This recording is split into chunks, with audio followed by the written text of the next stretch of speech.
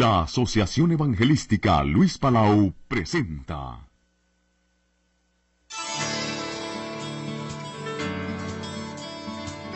Instituto Bíblico de Superación Ministerial, Dr. Luis Palau.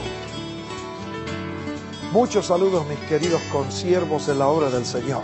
Les saluda Luis Palau con el placer de presentarles esta serie de estudios de superación ministerial en un curso de videocassettes especialmente preparado. Un curso bíblico avanzado, ágil y ameno, con un manual guía y libros de apoyo que le darán una nueva visión, que ampliarán sus conocimientos y que le otorgarán en forma práctica una gran cantidad de elementos que edificarán su vida y ministerio cristiano. Tengo el placer en este día de presentarles al doctor Luciano Jaramillo. Él nos va a dar dos cursos. Primero, exégesis bíblica. Segundo, panorama bíblico. El doctor Luciano Jaramillo es el director ejecutivo de la Sociedad Bíblica Internacional en el mundo de habla hispana. Fue secretario ejecutivo del Comité de Traducción de la nueva versión internacional de tan grande aceptación, y es un hombre que habla el español, el inglés, el francés, el latín y el griego. El profesor es un hombre de honor. Así que con nosotros el doctor Luciano Jaramillo. Con ustedes, el profesor Luciano Jaramillo, con la clase Panorama Bíblico. Bueno, en esta oportunidad vamos a estudiar una parte que es muy importante en la Biblia, y es una introducción general a los dos testamentos. La primera parte será centrada en el Antiguo Testamento. Vamos a ver hasta dónde podemos llegar con nuestro estudio introductorio al Antiguo Testamento, y el resto del tiempo, el que nos quede, hablaremos un poco también acerca de el Nuevo Testamento. Yo creo que para hacerlo de una manera pedagógica, sencilla, vamos a formularnos acerca del Antiguo Testamento 6 preguntas. Y vamos a tratar de responder a esas 6 preguntas lo mejor posible. La primera pregunta es la que siempre se da en toda clase de ciencia, en toda clase de disciplina. Es una pregunta filosófica, pero práctica. Muchos piensan que la filosofía es algo por las nubes, por allá, metafísica, etcétera. No, la filosofía es lo más práctico del mundo. El niño, cuando apenas comienza a tener uso de razón, es filósofo ya. Y ustedes, padres que tienen experiencia, y madres, saben que el niño pregunta por el qué de las cosas. ¿Qué es esto, papá? ¿O qué es esto, mamá? ¿Y esto para qué? ¿Y esto y por qué? Las preguntas fundamentales, básicas, dijéramos filosóficas, y científicas a la vez. Entonces, ¿qué es el Antiguo Testamento? Es la primera pregunta. ¿Qué es realmente el Antiguo Testamento? La segunda pregunta es también muy sencilla, pero muy importante. ¿Cómo se compuso el Antiguo Testamento? Esta colección de libros que tenemos bajo el apelativo de Antiguo Testamento, ¿cómo fue que llegó a nosotros? Y vamos a ver que es interesante, pero no es fácil darle respuesta a esta pregunta. La tercera pregunta es ¿cómo se clasifican los libros del Antiguo Testamento? Porque el Antiguo Testamento es un conjunto de relatos, de historia, de literatura, de poesía, de profecía y muchas cosas más, muy variado ese conjunto, que debemos clasificarlo para mejor conocerlo y mejor estudiarlo. No podemos confrontar, por ejemplo, el estudio de la poesía bíblica como vamos a estudiar el estudio de la historia bíblica. Y ni siquiera la historia bíblica podemos estudiarla con los mismos parámetros, principios o claves con que se estudia la historia clásica o la historia secular. Vamos a ver que es una historia muy diferente la historia bíblica. No llena en sí la definición estricta, científica de la historia que conocemos y que como historia universal o historia de un determinado país, etc. Entonces hay que clasificar lo que se llama los diferentes géneros literarios de las Sagradas Escrituras. Y esto es fundamental en exégesis y en hermenéutica bíblica. Esto es fundamental. El estudio de los géneros literarios. Hay cantidad de géneros literarios en las Sagradas Escrituras. Entonces, ¿cómo se clasifican los libros y escritos del Antiguo Testamento? Es la tercera pregunta. La cuarta es acerca de los idiomas bíblicos. ¿En qué idioma se escribió la Biblia? Porque mucha gente hoy conoce la Biblia en su idioma, en español, y muchas veces en una traducción, en Reina Valera, la mayoría de los evangélicos. Y no se dan cuenta que el español es una de las lenguas que recibió ya bastante tardíamente una traducción bíblica. A partir del siglo XII, XIII comenzaron las primeras traducciones y Reina Valera es del siglo XVII. Luego había corrido mucha agua debajo de los puentes, como se dice, antes de que llegara la Biblia al español, y mucho más antes de que llegara Reina Valera. Y después está recorrido mucho más agua, dijéramos, en cuanto al estudio bíblico, el estudio de la lingüística, las traducciones bíblicas. Entonces es muy importante estudiar, tener alguna noción de las lenguas bíblicas.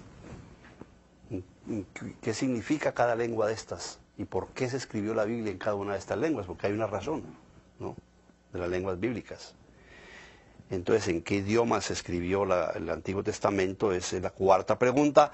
La quinta es, ¿realmente a través de qué proceso estos libros revelados desde la muy antiguo y a través de muchos siglos, a través de qué proceso llegó a nosotros este cuerpo de literatura que nosotros llamamos Sagradas Escrituras? ¿Cómo han llegado a nosotros? Esa es la quinta pregunta. Y por último, vamos a hablar de las traducciones bíblicas, de las traducciones del Antiguo Testamento, y tener alguna orientación acerca de ellas, cómo se hacen, desde cuánto. Hay una historia supremamente interesante en cuanto a las traducciones bíblicas, que se remonta a siglos antes de Jesucristo, pero que sigue vigente hasta el día de hoy, porque se continúan haciendo traducciones de la Biblia hoy en día, ¿no? Y es realmente, la traducción bíblica es un desafío, es un ministerio poco conocido y por eso poco apreciado. Sin embargo, es el ministerio primordial, lo llamo yo. En esa revistica que yo les entregué al principio hay un editorial mío que dice el ministerio primordial. Sin la traducción bíblica no se puede hacer ningún otro ministerio, y nadie se da cuenta de eso. Si ustedes, por ejemplo, están esta noche aquí o van a su iglesia y no tienen la Biblia en español, ¿qué hacen? No se puede predicar, nadie lo va a entender, no se puede enseñar, no se puede evangelizar, los textos no están en español. Los que hemos tenido alguna experiencia misionera, por ejemplo, con tribus indígenas, aunque sea ocasionalmente, nos damos cuenta de la tremenda limitación que se tiene cuando no se tiene el texto bíblico en la lengua que habla la gente. Entonces hablaremos en la última parte acerca de las traducciones bíblicas. Como ustedes ven, aquí hay un panorama bastante amplio. Yo no sé qué tanto tiempo nos va a dar, pero vamos a tratar de completar lo del Antiguo Testamento, porque mucho de eso también se refiere al Nuevo, y a ver qué podemos hacer del Nuevo, si alcanzamos. Entonces la primera pregunta es, ¿cuál es la primera pregunta? Ayúdenme. ¿Qué es el Antiguo Testamento? ¿No? Y como ustedes saben, se puede definir una realidad o una obra de muchas formas, ¿no? Por ejemplo, podemos dar una definición teológica del Antiguo Testamento en relación con el propósito y la realidad de este libro, que describe este libro, de relación de un Dios único que llama a un pueblo, con quien hace una alianza, y de eso se trata. Entonces, teológicamente podemos hablar que es el libro de la alianza, el libro del pacto, el libro de la alianza establecida entre Dios e Israel, ¿no?, o entre Dios y su pueblo, si usted quiere una definición mucho más amplia para que abarque los dos testamentos, puede decir que la Biblia en general es el libro de la alianza, el libro de los dos pactos de Dios con su pueblo. ¿Por qué? Porque el pueblo de Dios en el Antiguo Testamento era Israel. Pero al llegar Jesucristo, fundó la iglesia, Israel ya se inhabilitó para ser el pueblo de Dios. Y Jesucristo amplificó, dijéramos, el alcance de su alianza a todo el mundo, lo universalizó. Y de esa manera incluyó a todo el mundo, pero creó su propio pueblo que se llama la iglesia, que es la congregación de los creyentes en Jesucristo. Entonces nosotros somos pueblo de Dios porque somos parte de la iglesia de Cristo. Es el pueblo de Dios en el Antiguo Testamento, que es Israel, es el que recibió el llamado de Dios para ser su pueblo escogido, para ser el portador de las promesas. Inclusive del seno de él saldría, esa fue la primera y principal promesa, del seno de ese pueblo de Dios elegido en el Antiguo Testamento saldría el Redentor, el Mesías. Jesucristo era un judío. Y el pueblo de Dios fue el que recibió esas promesas y fue con quien Dios hizo la alianza primera, primordial, alrededor de la cual se tejió toda la historia, toda la literatura de todo orden que tenemos en el Antiguo Testamento. Pero luego, después de venir Jesucristo, se clausuró la antigua alianza y Cristo con su sangre en la cruz estableció una nueva alianza.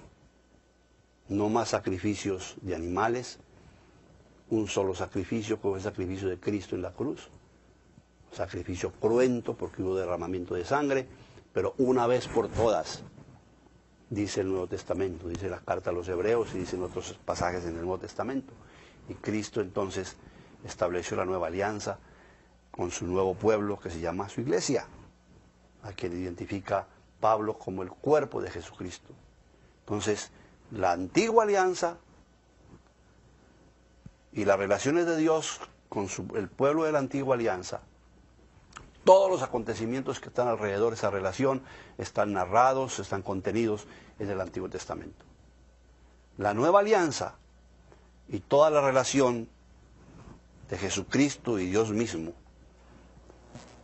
por supuesto su Espíritu, con la nueva realidad como pueblo de Dios que somos nosotros, la iglesia de Dios, están narrados y presentados en el Nuevo Testamento, en la parte de la Biblia que se llama Nuevo Testamento. Estas palabras, Antiguo y Nuevo Testamento, no son en sí palabras bíblicas, podríamos decir, son nombres que se le dieron posteriormente, como la misma palabra Biblia. La palabra Biblia no está en la Biblia, pero ese nombre se le dio funcionalmente después. No. Pero ese es el contenido teológico y la definición teológica del Antiguo Testamento. No. Y eso es lo que significa testamento, exactamente. Alianza, pacto. Demos otra definición de Antiguo Testamento, y esta definición puede ser literaria. Ya la hemos mencionado para describir la definición teológica. La definición literaria es el Antiguo Testamento es el conjunto de libros que recogen las experiencias humanas del pueblo de Dios y de muchos otros pueblos en su relación con este mismo Dios. Entonces, ya la definición aquí es como un libro, aunque no es un libro, sino una biblioteca. Una biblioteca de 39 libros, hablando del Antiguo Testamento, que recogen esas experiencias en la realización de la alianza.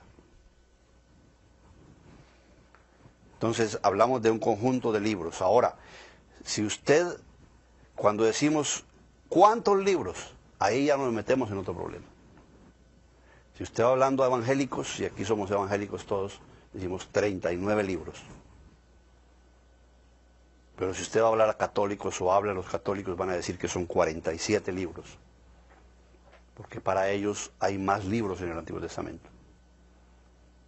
Entonces ahí entra lo que es el problema del canon bíblico, cómo se canonizaron los libros que quiere decir cómo una comunidad creyente admitió que tal o cual libro era revelado e inspirado, y lo hizo parte, dijéramos, de su tesoro de fe, de su manual de orientación para la vida, y entonces tenemos los diferentes cánones.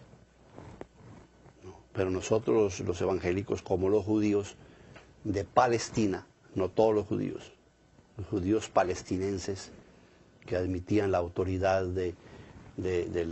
constituida de Jerusalén, en Jerusalén el templo y todo, nos hemos quedado por seguridad con ese canon corto del Antiguo Testamento, que son los 39 libros. No. Estos libros, como hemos dicho ya, son de carácter diverso. Son de carácter narrativo, hay cantidades de narraciones, pequeñas historias, anécdotas, aún pequeños algunos que otros mitos, muchas parábolas. Entonces el carácter narrativo es una parte importante del Antiguo Testamento. Hay historia, entonces hay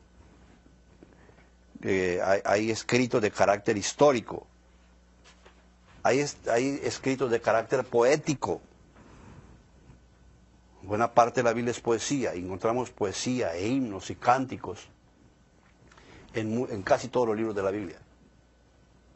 Hay docenas de himnos, por ejemplo, en el Éxodo, en el Pentateuco y en el Nuevo Testamento. En el Apocalipsis tenemos cantidades de himnos.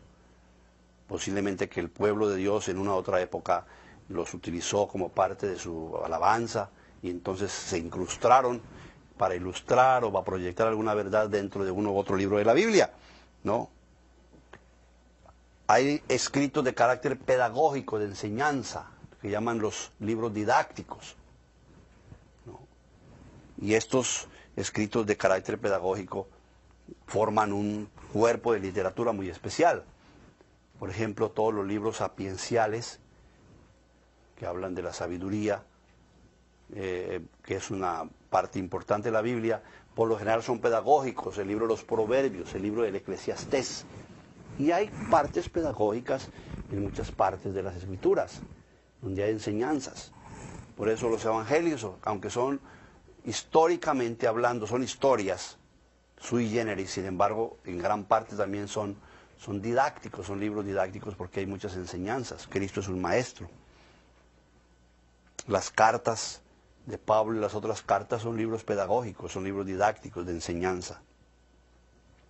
Pero lo interesante de todos estos libros es que aún con toda esta variedad de géneros literarios, su procedencia es también supremamente variada. Entonces tenemos libros que posiblemente comenzaron a escribirse 2 siglos, siglo y medio antes de Jesucristo. Hay partes en la Biblia que son de la edad de piedra. No tenemos fechas de cuándo se comenzó a escribir la Biblia, no tenemos fechas. Pero sabemos que hay trozos de la Biblia que son supremamente antiguos. Si usted me pregunta, por ejemplo, por los Salmos, se atribuyen los Salmos a David, pero no los escribió David todos, por supuesto. Ahí en el mismo Salmo se identifican otros autores. Y David es del siglo X antes de Cristo, más o menos el año 1900 y tanto. Es el reinado de David, que David fue el que realmente unió todas las tribus, conquistó a Jerusalén, que antes era una ciudad filistea, la capital de los filisteos, conquistó a Jerusalén y la hizo la capital del pueblo de Dios y unió a todo el pueblo de Dios y por fin venció a todos sus enemigos. David fue la culminación de todas las promesas en el sentido de la conquista de la tierra prometida. Y por primera vez las 12 tribus se unieron, porque antes luchaban 3, 4, 5, 6 tribus contra determinados enemigos, los filisteos, los amorreos, lo que fuera, pero con David se unieron todas las tribus, se conquistó a Jerusalén y ahí puso su capital David. Y de ahí para adelante, por eso es tan importante David. Bueno, pero hay salmos muy posiblemente de 2, 3 siglos antes de David, que fueron tomados de la literatura de los pueblos circundantes, como el Salmo 29, por ejemplo, y que fueron, dijéramos, usando una palabra del Nuevo Testamento, rebautizados esos salmos, refocilados, reencauchados, decimos en Colombia, ¿no? Y para aplicárselo a Yahvé, un himno que se cantaba a un dios pagano, como Baal, por ejemplo. Y Baal es un dios antiquísimo, y se llamaba Baal Dios de dioses, y esa expresión se la robó el pueblo de Dios y se la dio a Yahvé. No es Baal el dios de dioses, porque era el papá de todos los dioses, entre todo ese panteón de dioses que había. Dice, no, el verdadero Dios de dioses es Yahvé. Entonces pasó a ser Yahvé el Dios de dioses. Y ese Salmo 29 es dedicado a Yahvé. Por eso se repite el nombre de Yahvé 13 veces en ese himno, para que no quede duda. Se quita el nombre de Baal 13 veces y se manifiesta el poder inmenso e infinito de Dios, y sobre todo de la voz de Dios, de la palabra de Dios. Para mí también es un himno de la palabra del Señor. Pero eso es un salmo, estaba hablando del 29, un salmo supremamente antiguo. Pero hay salmos que son 4, 5, 6 siglos después. Los salmos no se escribieron 150 salmos de un solo tiro, sino que se fueron componiendo a través de toda la experiencia religiosa y espiritual del pueblo con su Dios. Entonces hay salmos del tiempo del exilio. Estamos hablando del siglo VI, antes de Cristo. Y posiblemente hay algunos salmos post-exílicos, aún más cercanos a Jesucristo, ¿no? Y el libro de los salmos, después de muchas ediciones, se fue con... Y hay otros salmos que no están en los 150 salmos, no entraron a los salmos y no formaron parte del libro de los salmos. Como ustedes ven, entonces, se redactó a través de un proceso histórico dentro de muchas culturas. Hay más de media docena de culturas diversas en las Sagradas Escrituras, en el Antiguo Testamento nomás. Ya les dije que la primera era una precultura de la Edad de Piedra, cuando todavía no había escritura completa, sino se estaba apenas balbuceando para transmitir los conocimientos por escrito. Entonces la primera revelación, y por mucho tiempo, fue oral. La Biblia primero se reveló oralmente, porque el pueblo semita y los pueblos orientales eran pueblos de tradición oral, no de tradición escrita, porque la lengua se estaba apenas desarrollando como escrita, ¿no? Y los materiales de escritura eran supremamente elementales. De manera que estamos desde la cultura de la Edad de Piedra, ni siquiera la de bronce ni la de hierro. Pero después vinieron ya otras civilizaciones, después de la conquista de Palestina, que duró varios siglos. Eso no fue que llegó Josué y tocó la corneta y tumbó a las murallas de Jericó, y al día siguiente todo el mundo ya se agarró su ciudad y se puso a criar sus ovejas. No, eso duró un proceso larguísimo, y luchas con cantidades de tribus. Los cananitas que estaban ahí eran los dueños de la tierra, y eso no fue tan fácil de que después de Jericó ya la tierra prometida fue del pueblo de Dios. Eso fue un proceso de siglos, de mucho tiempo, ¿no? Pero después de que se acomodó el pueblo en la tierra prometida, después de que tuvo sus reyes, el primero fue Saúl, que no resultó tan bueno, ¿no? Al final Dios mismo tuvo que desecharlo. Entonces vino después David, que fue un gran rey, pero también de vez en cuando, como decimos vulgarmente, metió la pata. Fue infiel a su misión. Y David fue adúltero y fue traicionero de su amigo y aún asesino. Bueno, ustedes saben el pasaje de las mujeres de Urías y de cómo Natán tuvo que llamarle la atención, pero él se arrepintió y volvió otra vez a restablecerse delante de los ojos de Dios y delante de su pueblo. Y es el gran profeta y el gran salmista y el gran rey David, ¿no? Los cuales están en la genealogía de Jesucristo. Pero otras culturas en las que se escribió la Biblia fueron los asirios, por ejemplo. Muy antiguos, antes de los asirios. El reino de los asirios se queda en el norte, la parte de Mesopotamia. Tierra muy rica. Esos eran el imperio. Y los asirios conquistaron en un momento dado a Israel y la destruyeron cuando se dividió el reino. Luego vinieron los babilonios, que conquistaron los asirios, y también vino la deportación en el siglo VI del pueblo de Dios a Babilonia. Y luego Babilonia fue dominada y conquistada por los persas, por un pequeño rey que creció, Ciro, del cual habla la Biblia, ¿no? Y que sirvió como instrumento de Dios para regresar al pueblo de Dios a Jerusalén y a su tierra. Pero Ciro fue conquistado por los persas, el imperio persa fue conquistado por el imperio griego de Alejandro el Grande. Y después de la muerte de Alejandro el Grande se dividieron sus generales el reino, entonces quedó Palestina con uno de los Ptolomeos, lo mismo que Egipto y las demás naciones. Y después en el siglo I antes de Cristo, los griegos fueron conquistados y unidos por los romanos. Y cuando llegó Jesucristo, ustedes recuerdan, en el Evangelio de Lucas se nos dice que ¿quién era el rey? Era Tiberio, ¿no? Y que tenía su gobernador.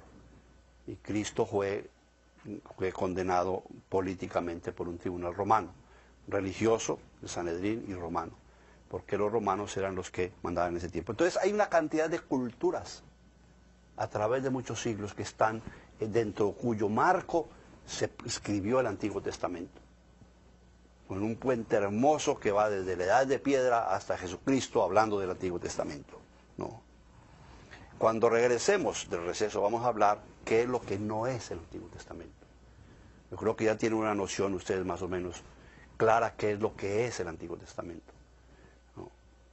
Entonces es un libro teológico, literario, un cuerpo de diferentes escritos que revelan la vida y la actividad y las relaciones del pueblo de Dios con su Dios, que es el pueblo de la alianza, pero dentro de un marco de diferentes culturas, de diferentes partes históricas que abarcan casi 2000 años posiblemente, y que sencillamente no es solamente un libro cuerpo de literatura, sino que es un libro religioso, porque es un libro que nos habla de las relaciones de su pueblo con Dios, de la voluntad de Dios para ese pueblo, del mensaje de Dios para ese pueblo, de las promesas de Dios para ese pueblo, de los planes de Dios para ese pueblo, que van a desembocar en la venida de Jesucristo, cuando se inicia el Nuevo Testamento.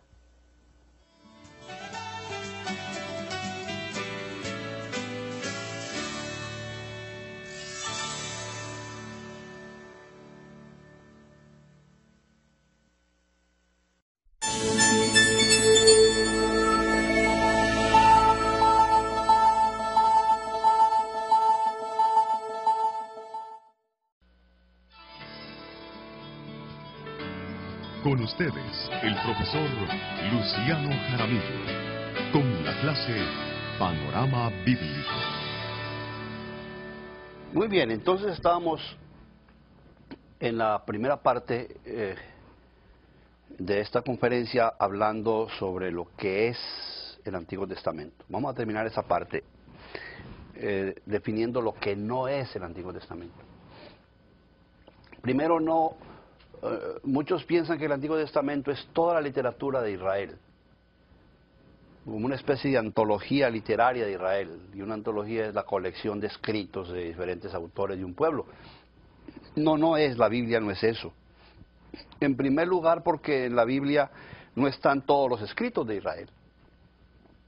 Yo tengo 5 tomos solamente de libros que llaman apócrifos o pseudoepígrafos, que son mucho más extensos, más escritos que los que hay en la Biblia, y que son producto del pueblo de Israel, pero que no están en la Biblia. En la Biblia hay varias docenas de libros que se citan, que son extrabíblicos, y que la inmensa mayoría de ellos se perdieron. Entonces, la Biblia no es una antología de la literatura de Israel, ¿no? Y también en la Biblia, ya lo vimos, hay más que literatura. En la Biblia hay leyes, en la Biblia hay genealogías, en la Biblia hay enseñanzas. Entonces, por eso tampoco es una colección de escritos literarios de Israel.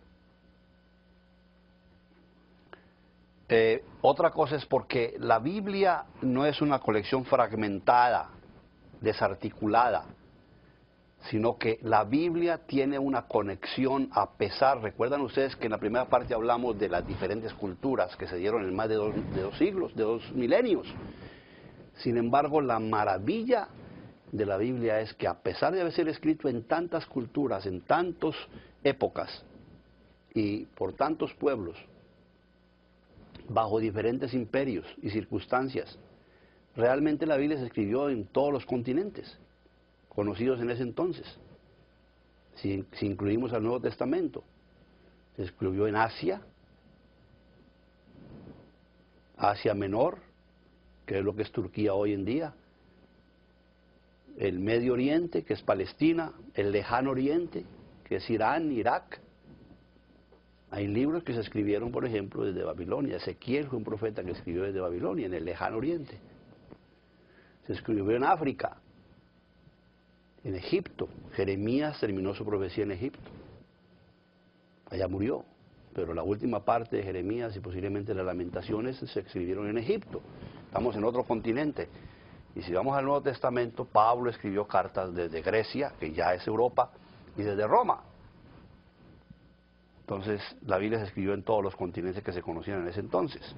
Pero a pesar de eso, la Biblia tiene un hilo conductor que amarra y le da consistencia a su mensaje. Entonces no es un libro desvertebrado como una antología ni poética ni literaria. Fuera de eso, la Biblia tiene un propósito único.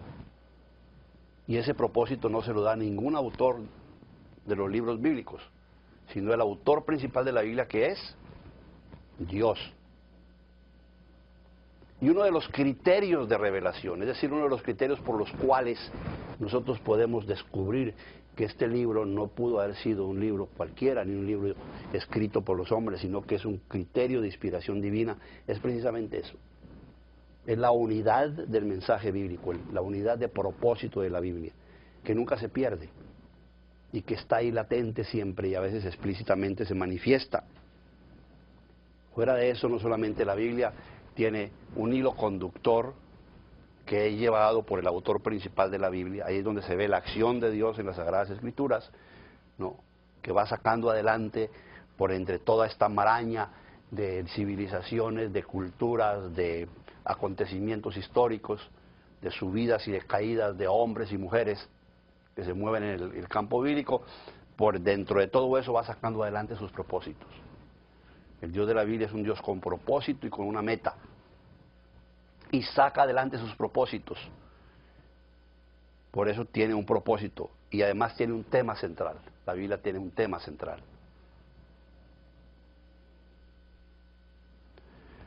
Muy bien. Ahora, el Antiguo Testamento es una selección de literatura. Si no contiene toda la producción literaria de Israel,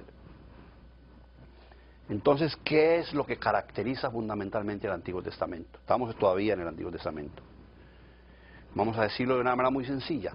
El Antiguo Testamento es una selección de escritos desde la fe, y póngamele mayúscula a eso, desde la fe y para la fe.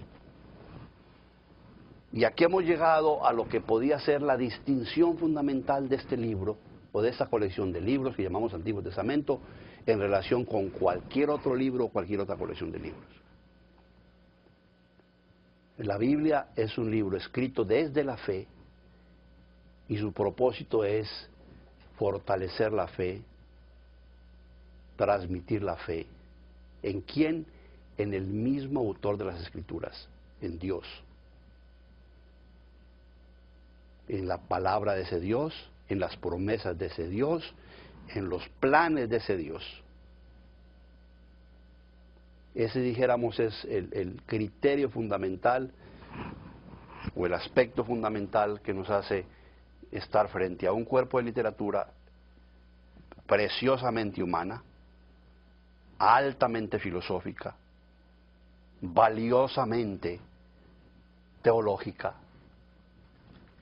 históricamente verídica, pero detrás de todo eso está la voluntad de un Dios que la inspiró y un pueblo que la recibió creyendo que ese Dios le estaba inspirando. Entonces nació de la fe. ¿Se da cuenta? Fue escrito desde el punto de vista de la fe de cada uno de sus escritores, en el autor principal que es Dios. Ellos, movidos por el Espíritu Santo, como dice el apóstol Pablo, nos transmitieron todas estas verdades, historias, conocimientos, poesías, oraciones, etcétera, etcétera.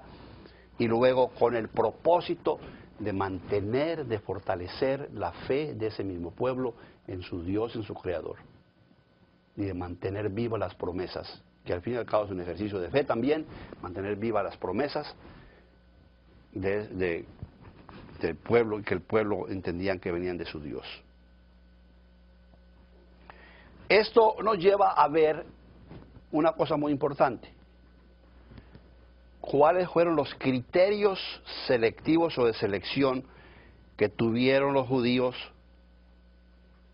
no solamente el pueblo de Dios, sino especialmente los autores de las Sagradas Escrituras? ¿Cuáles fueron los criterios de selección o criterios selectivos para construir, para colectar estos libros, estos escritos que llamamos el Antiguo Testamento? ¿No? Entonces, los judíos usaron un criterio selectivo teológico, principalmente, que fue más que literario y cultural. A pesar de que todo este cuerpo de doctrina y todo este cuerpo de narraciones y todo este cuerpo de literatura tiene mucho de cultura y es literariamente importante, sin embargo se organizó y se hizo libros, se hizo Biblia, se hizo Antiguo Testamento con un criterio teológico. ¿Cuál fue ese criterio teológico selectivo? ¿Cuál fue? Ese criterio teológico selectivo tiene varios aspectos fundamentales. En primer lugar, los autores lo hicieron movidos por el espíritu de fe que hemos dicho. Movidos por el espíritu de fe.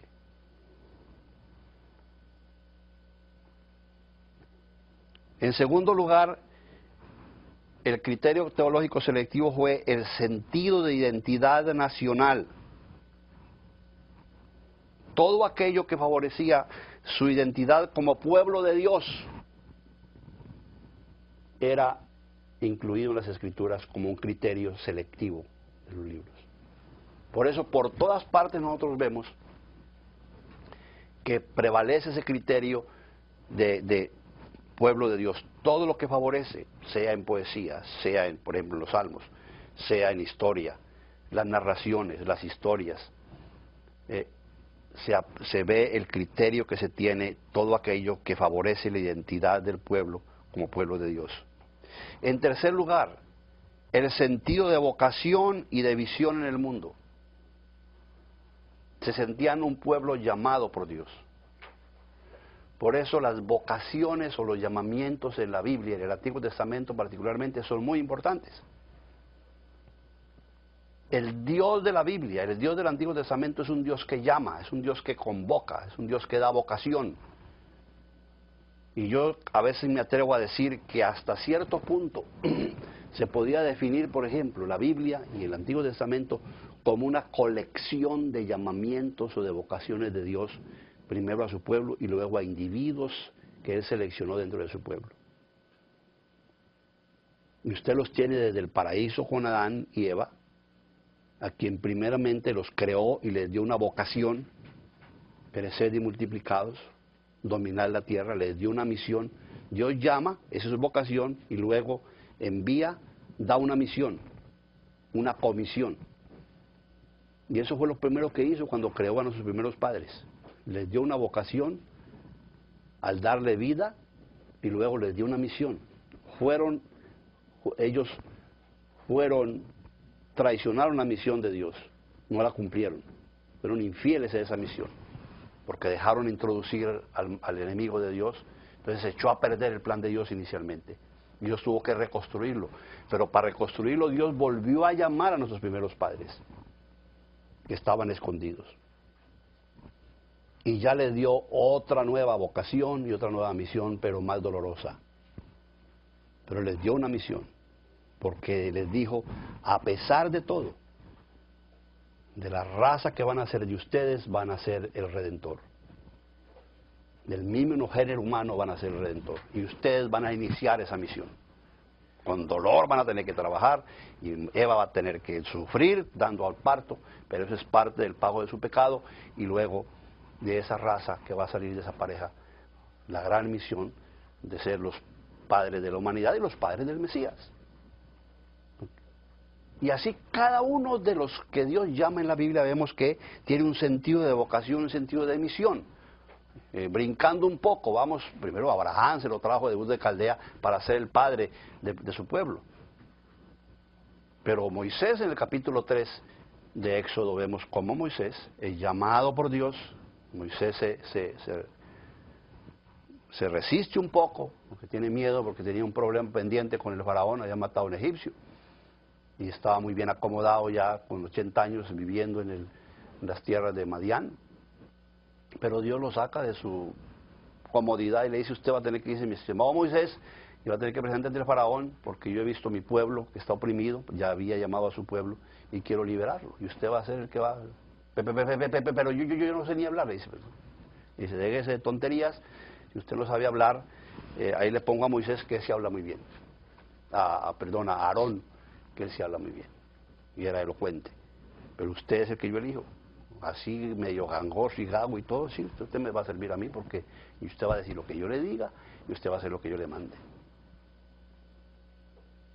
Entonces le dio una vocación y le dio una misión. Luego a Josué y luego a David y luego a cada profeta. La Biblia es una colección de llamamientos, por eso el sentido de vocación y de visión en el mundo y misión es muy importante, como criterio de selección de los libros, ¿no? Y por último, un criterio de selección que es lo que le daba unidad y proveía fidelidad en el presente a ese pueblo, todo lo que favorecía la unidad y fidelidad del pueblo en el presente en sus relaciones con su Dios y entre sí, y también esperanza en el futuro. La Biblia es un libro de la esperanza. Es un libro que nos hace esperar. Las promesas todas se fundamentan en una fe que nos crea esperanza. Esperamos que se cumplan, ¿no?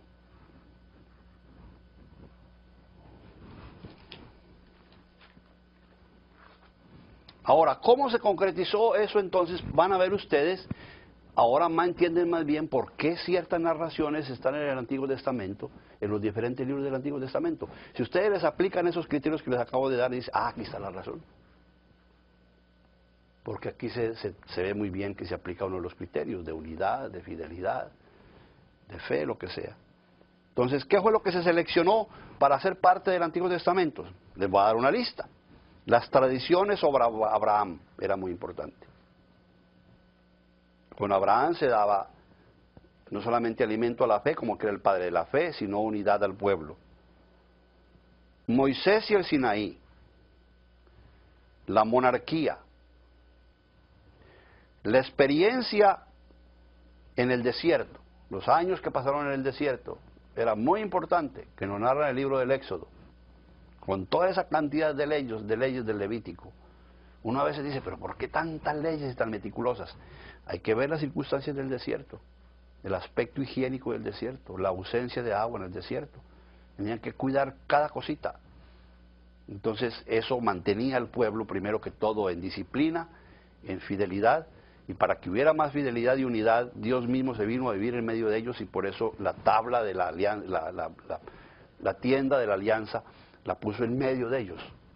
Eso es lo que quiere decir katoikein en griego, hizo, cuando habla de Jesucristo, puso su morada en medio de ellos. Cuando dice, y el verbo se hizo carne y habitó entre nosotros, ¿se acuerdan del prólogo de San Juan?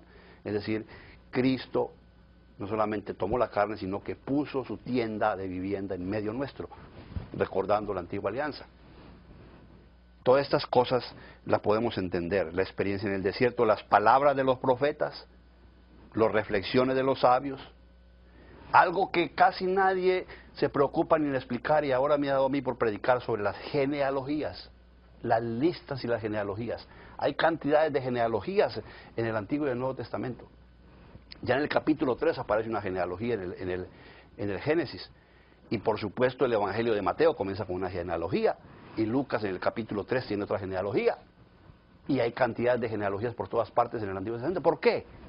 Porque era muy importante para mantener el vínculo de unidad la proyección de un pueblo que fue elegido desde antiguo hasta los tiempos de Cristo y después. Y es que cada uno de esos nombres tiene su importancia. Y sobre todo ver que Dios, a pesar de que elegía individuos, elegía familias y elegía clanes.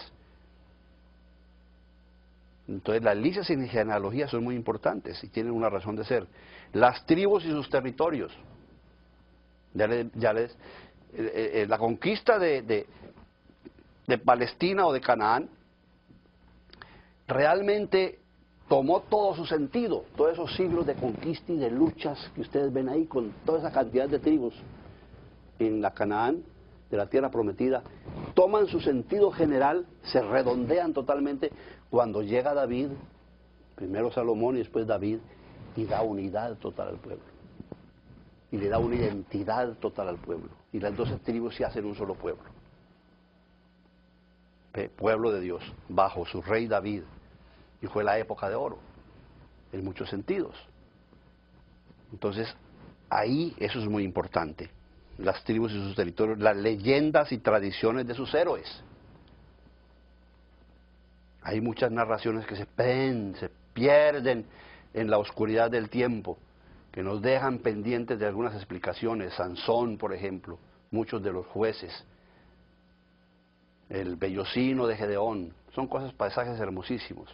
Pero si usted ve esos pasajes, inclusive que parecen legendarios, se da cuenta que hay un trasfondo en esos pasajes que tiene que ver con la idiosincrasia del pueblo de Dios, su relación con su Dios, su fe, su esperanza, su íntima relación con Dios, que le tienen absolutamente confianza con Dios, dialogan con Dios todos estos héroes y todos estos líderes de Israel. Y por supuesto los cantos e himnos, todos los cantos e himnos. Si usted le aplica a esos cantos e himnos los criterios que hemos dado, va a ver que los llena. No. Y tenemos que ir ligero, pasemos a la segunda pregunta. Ya más o menos, espero que en estos 40, 35 minutos o 40 minutos, ya hemos más o menos dado una noción clara de lo que es el Antiguo Testamento y de lo que no es el Antiguo Testamento. ¿Sí o no? ¿Han aprendido alguna cosita nueva ahora, no es cierto? Con más claridad sobre esto, sobre su proyección y un poquito más profundo. Ahora, ¿cómo se llevó a cabo la selección de todos estos materiales y toda esta literatura y todos estos escritos que constituyeron el Antiguo Testamento? ¿No? ¿Por qué algunas obras se perdieron y otras fueron excluidas? ¿Quiénes fueron los responsables de la selección? ¿Qué criterios se aplicaron? Bueno, aquí debemos hacer una distinción, que ya se las insinué al principio. Tenemos que hablar de que hubo un doble proceso, ¿no?, en los cuales intervinieron diferentes actores. Si vamos a ver la Biblia y el Antiguo Testamento desde hoy, desde el siglo XX para atrás, y vamos a ver todo lo que ha pasado acerca de esa selección, ¿no? Y entonces decimos, hay un proceso de selección judía y hay un proceso de selección cristiana. De los judíos seleccionaron sus libros. Estamos hablando solamente del Antiguo Testamento. Todavía no nos hemos metido al Nuevo Testamento, porque también el Antiguo Testamento es el libro de los judíos, de los cristianos. De hecho, la Biblia de Jesucristo y de la primera iglesia fue el Antiguo Testamento. No había Nuevo Testamento en el primer siglo todavía, se estaba formando. Y se demoró 3 o 4 siglos antes de que toda la iglesia lo aceptara. Fue un proceso de forcejeo de muchos libros que entraban y salían hasta que por fin, más o menos en el siglo IV, se realizó ya por la Iglesia Universal en general la aceptación total de los 27 libros del Nuevo Testamento. Pero mientras tanto Jesucristo y los apóstoles, su Biblia era el Antiguo Testamento. Entonces, los judíos hicieron su selección, ¿no? Y fue un proceso largo de siglos, en la cual intervinieron diferentes autores. Ya hemos visto, se coleccionaron literatura de diferentes culturas a veces, se produjeron hasta que se fueron incrustando en ese proceso que al principio fue oral, se fueron escribiendo partes y de pronto hubo alguien que las organizó en un cuerpo más consistente, les dio un nombre representativo de acuerdo a lo que esas tradiciones, esos escritos contenían. Por ejemplo, el Pentateuco se atribuye a Moisés. Eso no quiere decir que Moisés escribió todo el Pentateuco, no pudo haberlo escrito porque hubiera escrito después de que se murió, que habla aún de su muerte, solamente para mostrar eso. Pero claro, el Pentateuco revela todo lo que es la historia mosaica de Moisés, la ley mosaica, y Moisés fue el gran legislador. Hay un principio que yo creo que la vez pasada, en la clase de hermenéutica pasada, yo les expliqué, y es el principio de la pseudonimia. Es una palabrota que no se dejen engañar por ella. La pseudonimia quiere decir, era una costumbre antigua y lo es todavía en los medios, sobre todo orientales, de tradición oral, y todavía se utiliza. La pseudonimia consiste en que a escritos que se coleccionan en diferentes tiempos se busca alguien que represente más o menos el contenido de esos escritos y se le da el nombre de un gran personaje a quien se atribuyen esos escritos en gran parte. Es el caso, por ejemplo, de todo el Pentateuco con relación a Moisés, ¿no? Por supuesto que en el Pentateuco hay seguramente muchos escritos de Moisés, pero era legítimo y sigue siendo legítimo el hablar de que Moisés fue el autor del Pentateuco, de acuerdo a los criterios de la pseudonimia que estoy diciendo, que son muy comunes y siguen siendo comunes hoy en día, ¿no? ¿Usted cree, por ejemplo, que los grandes personajes hoy en día, Billy Graham, por ejemplo, vamos a hablar de Billy Graham, todo lo escriben de su puño y letra? Ellos tienen muchos que le ayudan, pero en último término ellos son los autores de sus libros, aunque haya contribución, hay equipos que ayudan a eso. Los grandes escritores, usted coge sus libros de ciencia bíblica, tienen equipos que le ayudan, pero la persona que está guiando, que tiene los criterios fundamentales y que tiene gran parte de su trabajo implicada en ese trabajo en la que se lleva su nombre. Esdras es un personaje muy importante en la historia de la composición del texto. En la misma Biblia, ¿no?, nos habla del papel importante de Esdras. ¿Se recuerdan ustedes que en tiempo de Esdras y Nehemías se descubrió la ley, ¿no?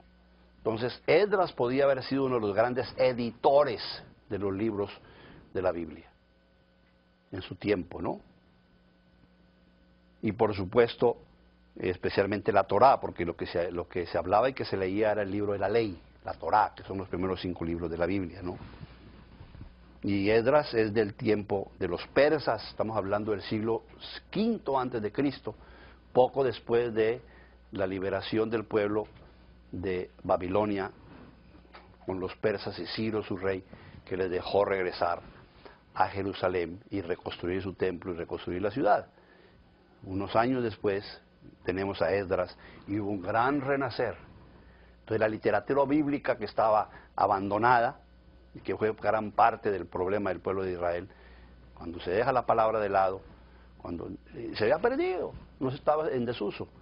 Esdras descubrió la ley, entonces renació de nuevo la literatura bíblica, y en tiempos de Esdras muy posiblemente todos estos libros se redescubrieron, se retrabajaron, se reeditaron, y a él en gran parte debemos mucha parte de la literatura presente. Muy bien.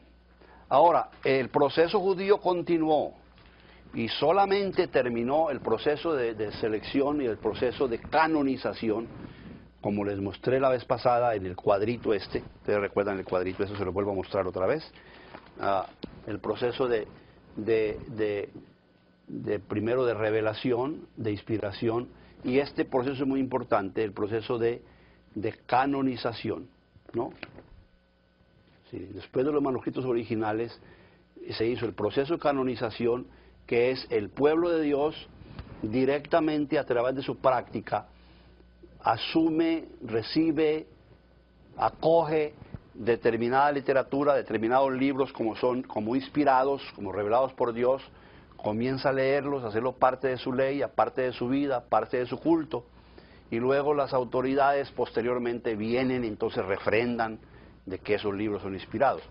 Una cosa como esa fue lo que pasó, de que históricamente la primera vez que sabemos en Yamnia. Yamnia es un pequeño pueblo al sureste de Tel Aviv. Todavía existe un pueblo con ese nombre, un nombre parecido. Ahí había una especie de instituto bíblico en donde había un gran rabino, y estamos hablando del año 100, 90, 99, 100, después de Cristo. Ya el cristianismo estaba marchando y había avanzado mucho. Bueno, los judíos de Yamnia, ahí se reunieron ellos para tratar de reconstruir su vida, su ley y su Biblia, después de la experiencia que tuvieron en el año 70 de la destrucción de Jerusalén y la destrucción del templo. Vamos a hablar un poco de Yamnia y esa culminación, dijéramos, del canon palestinense y el canon hebreo del Antiguo Testamento, con los judíos de Yamnia y las autoridades que ahí se formaron, que realmente canonizaron lo que se llama oficialmente lo que se llama el canon corto o el canon hebreo de la Biblia.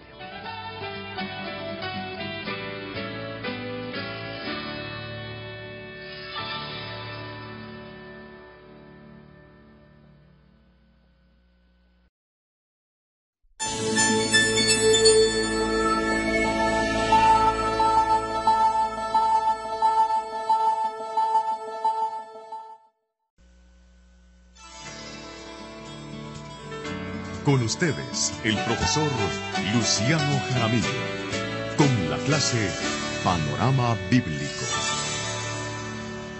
Habíamos dejado el aspecto de cómo se formaron y se seleccionaron los libros del Antiguo Testamento, y dijimos que hay una diferencia entre la formación del canon, que así se llama, la selección de los libros del Antiguo Testamento por parte de los judíos, y la formación del canon por parte de los cristianos. Entonces, los judíos de Palestina llegaron a un momento en que quisieron definir claramente, a través de una autoridad religiosa, cuál era su canon, especialmente después de la venida de Cristo y de la evangelización que hizo la iglesia cristiana primitiva, utilizando la Biblia de los 70, que era una Biblia griega, ¿no?, que contenía los libros deuterocanónicos que llamamos hoy en día, que agregaron los judíos que no eran de Palestina. Entonces los judíos de Palestina, reunidos en esa población que llamamos de Yamnia, ahí definieron ellos de que el canon judío de libros inspirados eran los 39 libros del canon corto, todos escritos en hebreo. Y entonces rechazaron los libros no escritos en hebreo, que fueron los libros que contenía la Biblia Septuaginta y que fueron de composición posterior al siglo IV antes de Cristo, y que eran aceptados por los judíos de la diáspora, los judíos de la dispersión. Eso tiene su pequeña historia. La primera versión de la Biblia que conocemos es la versión de los 70, que se llama, que fue hecha por algunos expertos biblistas, rabinos y escribas que solicitaron los judíos que vivían fuera de Palestina, especialmente en la gran colonia judía que existía en Alejandría, al norte de Egipto. Le pidieron a su rey, que era el rey Ptolomeo, que pidiera al rabino de Jerusalén que enviara expertos para traducir del hebreo al griego, porque ya no se hablaba hebreo en estas colonias judías de fuera de Palestina. El lenguaje oficial y el lenguaje común era el griego, que les tradujera su Biblia hebrea al griego. Y eso se hizo más o menos en el año 300 antes de Cristo, y esa traducción duró más de 100 años, hasta más o menos era 150 años quizás, hasta cerca del año 150 que se terminó la traducción. En el año 300 se tradujo sobre todo el libro de la ley, la Torá, el Pentateuco.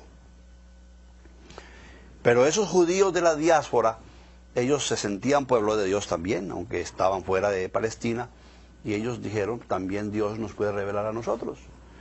Y entonces agregaron a los libros en hebreo, agregaron otros libros de composición tardía, que fueron los libros de los Macabeos, el libro de Judith, el libro de Tobías, el libro de la sabiduría, el libro del eclesiástico, 7 libros más, que son los que hoy llamamos nosotros apócrifos, le dicen algunos, otros lo llaman deuterocanónicos, que quiere decir recibidos en el canon posteriormente, eso es lo que quiere decir deuterocanónicos. Entonces, aún antes de Jesucristo ya existían el canon largo, que es el canon griego de la Septuaginta, y el canon corto, que es el canon hebreo, definido en Yamnia por los judíos de Palestina. Aún había un canon cortísimo, que era el de los samaritanos. Los samaritanos que desde el siglo IX y VIII, que pertenecían a Israel, allá en el norte de Palestina, ellos se separaron de Judá. Recuerda que en el tiempo de Cristo ni siquiera se hablaban, ¿no? Ellos solamente admitían, y admiten hoy en día todavía las pequeñas congregaciones samaritanas judías, los 5 primeros libros de la Biblia, solamente el Pentateuco, la ley, ¿no? Los samaritanos.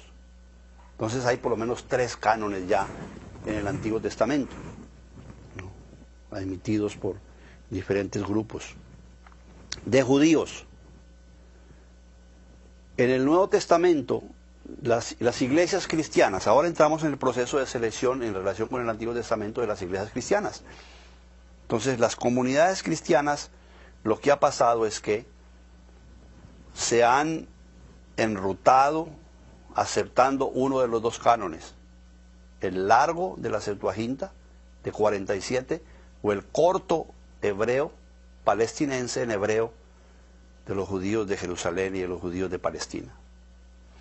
Para hacer corto esto, porque va a ser esta historia del canon y las tradiciones canónicas es una exposición larga, que tiene mucho que explicarse y estamos en una introducción general de las Escrituras, no tenemos tiempo, pero para hacer corto, nosotros somos evangélicos y vamos a preguntarnos por qué los evangélicos y los protestantes evangélicos aceptamos el canon corto y no el largo.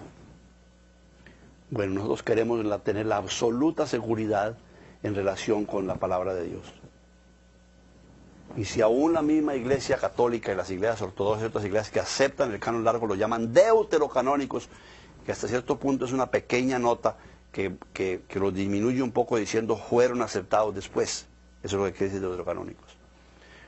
Nosotros decimos, los mismos reformadores, aunque respetaron hasta cierto punto los deuterocanónicos, y Reina y Valera los tradujo, los puso aparte, Lutero lo tradujo en su Biblia alemana, la Biblia del King James aparece en los libros deuterocanónicos, pero siempre los ponen aparte, con alguna advertencia acerca de que esos libros no son reconocidos como inspirados por muchas comunidades cristianas, especialmente las comunidades que nacieron de la Reforma, protestantes y evangélicas.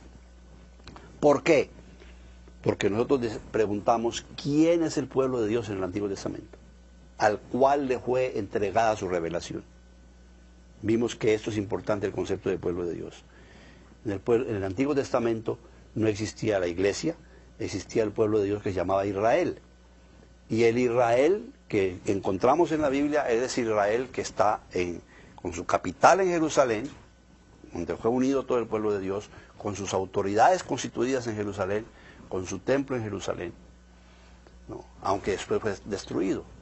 Entonces nosotros decimos, nosotros aceptamos como palabra inspirada por Dios en el Antiguo Testamento lo que el pueblo de Israel oficialmente, constituido de acuerdo a la misma Biblia, acepta.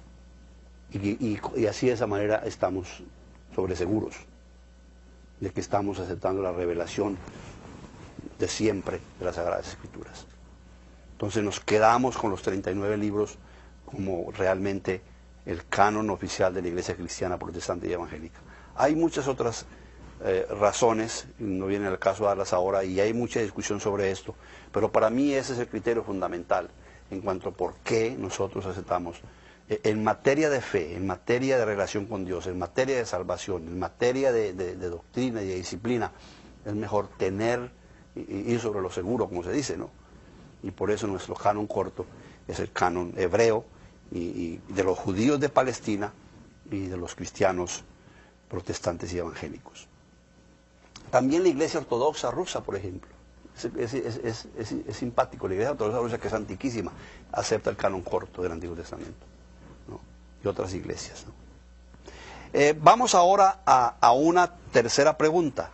La tercera pregunta es, cómo se clasifican los libros del Antiguo Testamento. Hay una clasificación judía de la judía que tiene que ver con 3 palabras. Se les voy a dar rápidamente. Torá, que en hebreo quiere decir ley, y quiere póngale una H final, T-O-R-A, tilde H final, Torá, y esos son los primeros 5 libros, el Pentateuco. Estos primeros 5 libros son admitidos por todo mundo, cristianos, judíos, samaritanos, como inspirados. Si quisiéramos ver un canon común en el Antiguo Testamento, eso es el Pentateuco. Todo el mundo acepta el Pentateuco. Luego vienen los Nevi'im, con B grande, Nevi'im, con una doble I, im y una M final, que quiere decir profetas. Es la segunda clasificación. Y entonces, entre los profetas tenemos los profetas anteriores y los profetas posteriores. Aquí tenemos una tabla, ustedes la tienen en sus apuntes. Esta tabla precisamente revela esto que estoy yo aquí mostrándoles, ¿no? La composición, ustedes tienen una tabla ahí sobre esto. Entonces, los Nevi'im son los profetas, y los profetas, según la clasificación judía, son los profetas anteriores y los profetas posteriores. Los profetas anteriores son Josué, Jueces, Samuel y Reyes. Esos libros. ¿Por qué se llaman proféticos esos libros según los judíos? Siendo que, por ejemplo, el libro de los Jueces habla de los jueces, y el libro de los Reyes habla de los reyes. ¿Sí? Muchos los clasifican como libros históricos. No, si usted va bien, lo lee bien, se va a dar cuenta que, aunque son las historias de los jueces y la historia de los reyes, es la historia vista con ojos de profetas. Y lo importante ahí no es tanto el rey mismo ni el juez, sino cómo el profeta juzga su gestión. Entonces los jueces, Josué, Reyes y Samuel, en la historia del pueblo, la historia de los reyes, la historia de sus dirigentes, visto a través de los ojos de un profeta. ¿Están siguiendo? ¿Y qué mensaje hay? ¿Qué dice Dios acerca de esto? ¿Qué aprendemos de ellos? Son libros proféticos. Y luego los profetas posteriores, que son los 4 y 12. ¿No? Los 4 profetas mayores, que son Isaías, Jeremías, Ezequiel y Daniel, y los 12 profetas menores. Y la tercera clasificación judía son los Ketubim, con K. Ketubim, con M final, tal como suena. Que quiere decir en hebreo los escritos, ¿no? E incluye el resto de libros misceláneos, incluyendo Primero y Segunda Crónicas. Es un Ketubim. Primera y Segunda Crónicas en muchas Biblias se llaman los libros de los paralipómenos, que es una palabra también hebrea, ¿no? Ese es el canon de los 39 libros aceptados por judíos y por los cristianos reformados y cristianos protestantes y evangélicos. El canon corto. Ya hemos dicho que los católicos agregan 7 y algunas porciones de Esther y Daniel, que ellos llaman deuterocanónicos y muchos llaman apócrifos, ¿no?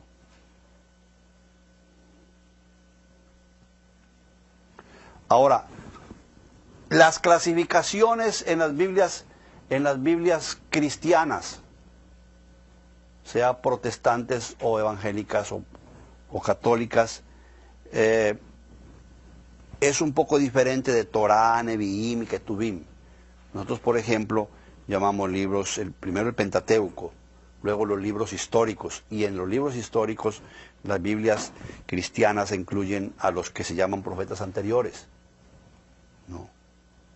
Luego vienen los profetas, vienen las narraciones, la poesía y los libros sapienciales. Por lo general se clasifican así: los libros poéticos, y entre ellos se incluyen el Cantar de los Cantares, los Salmos, que son libros poéticos, y entre los libros sapienciales, Eclesiastés y Proverbios.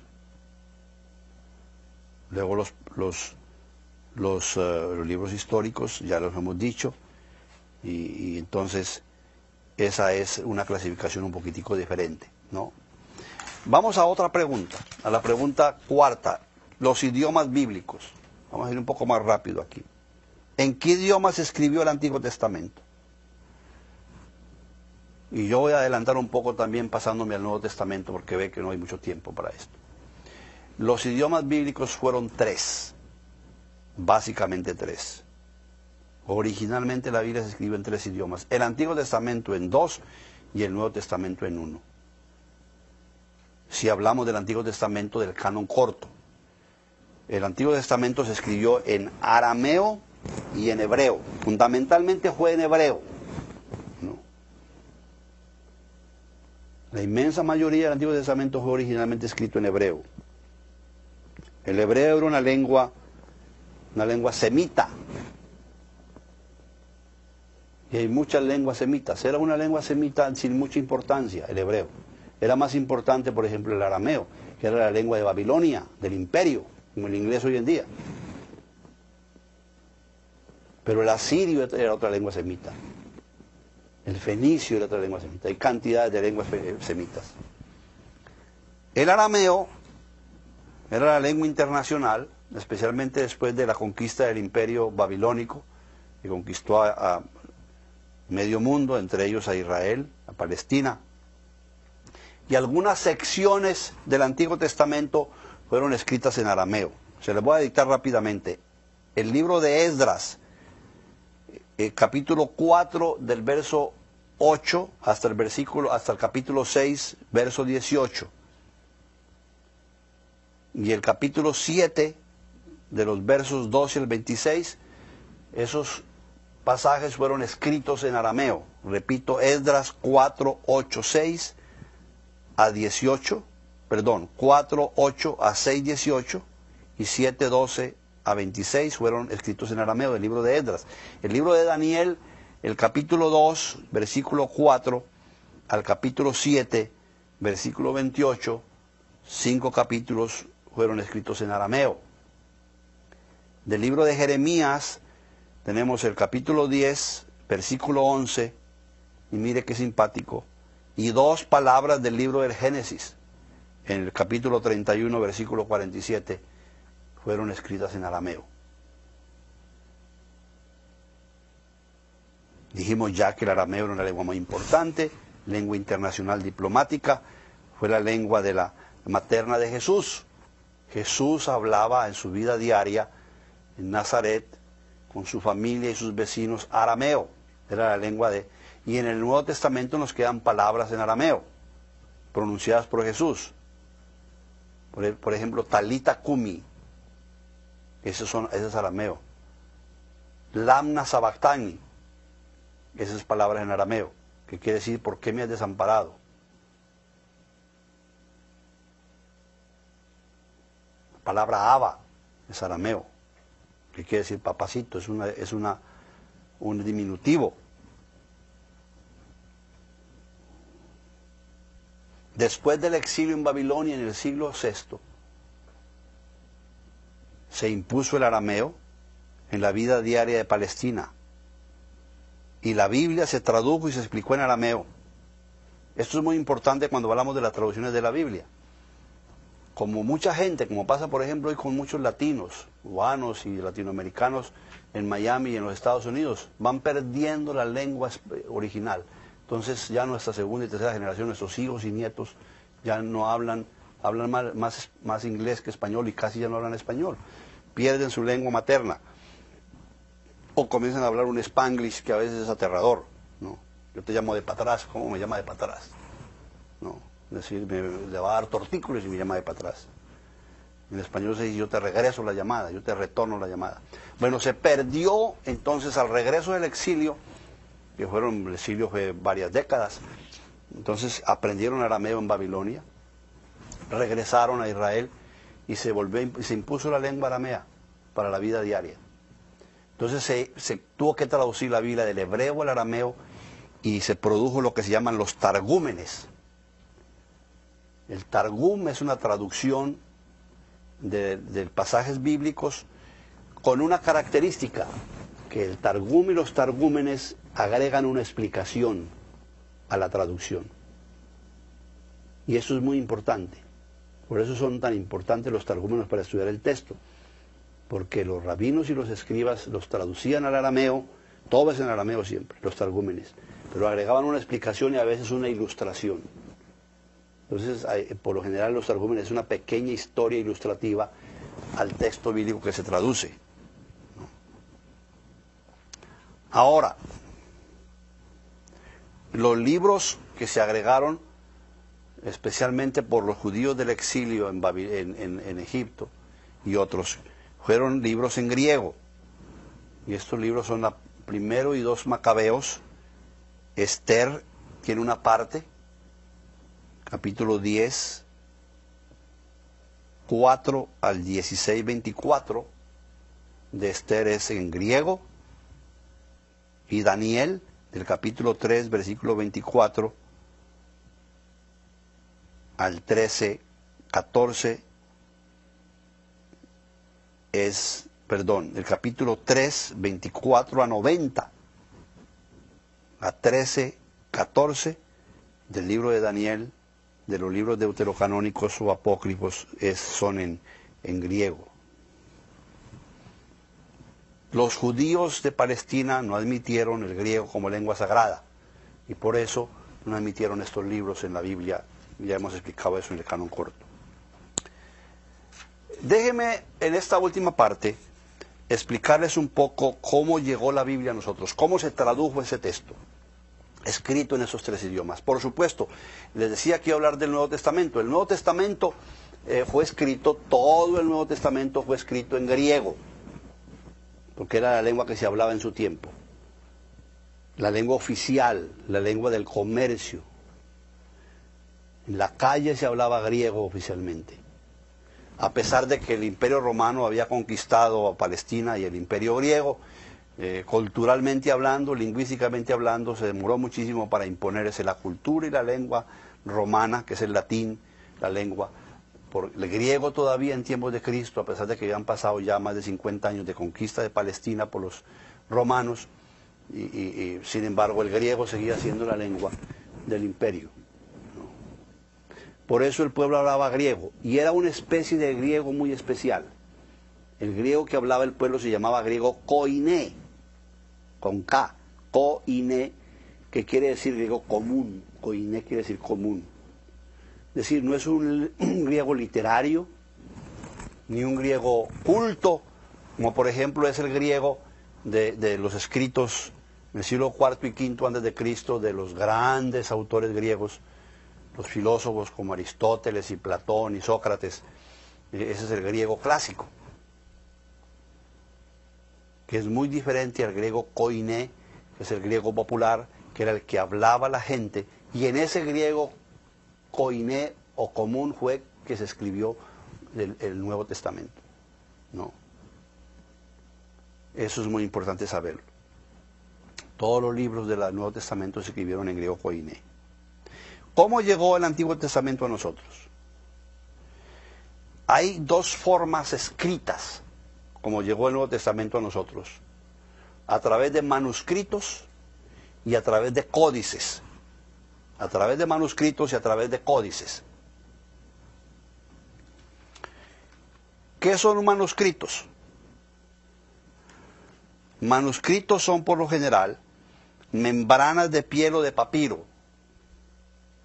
Aunque el papiro fue de un descubrimiento tardío en Egipto, pero de todas maneras nos quedan manuscritos en membrana de piel o piel de animales y en papiro, que se escribían por lo general en una sola cara. Se escribían en una sola cara los manuscritos. En una lámina aquí de los manuscritos para mostrarle. Estamos acosados y no queremos perder tiempo. Lo que se hacía con los manuscritos,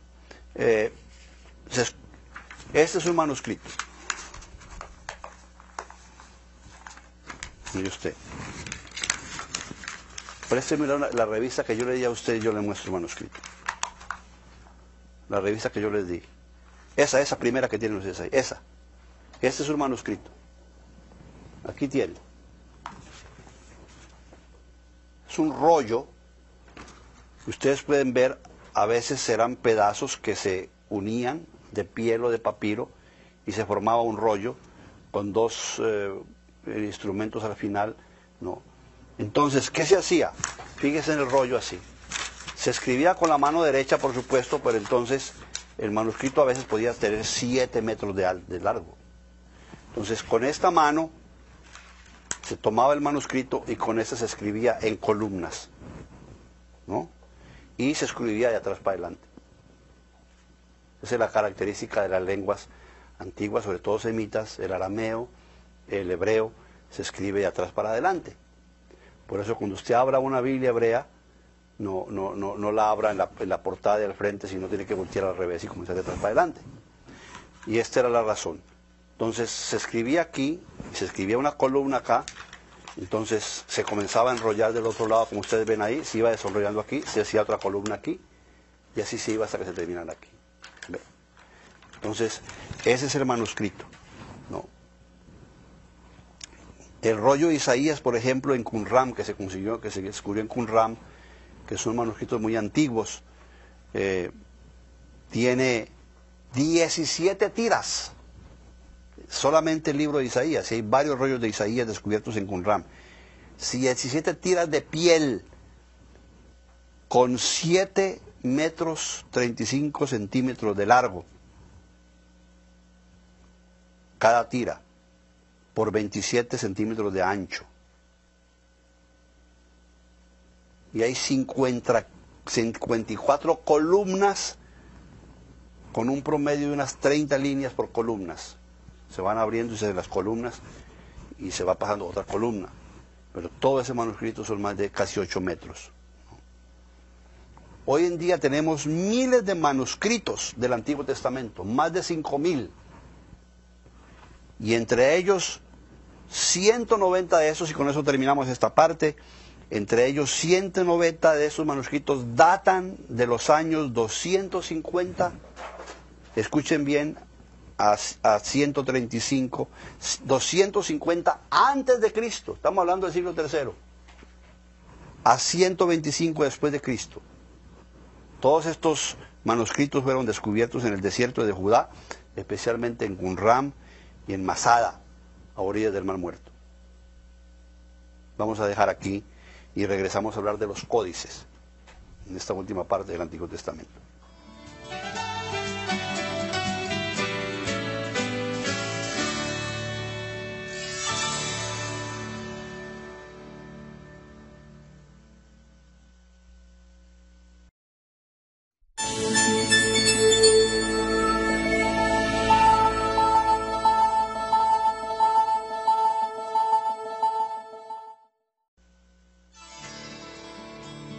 Con ustedes, el profesor Luciano Jaramillo, con la clase Panorama Bíblico.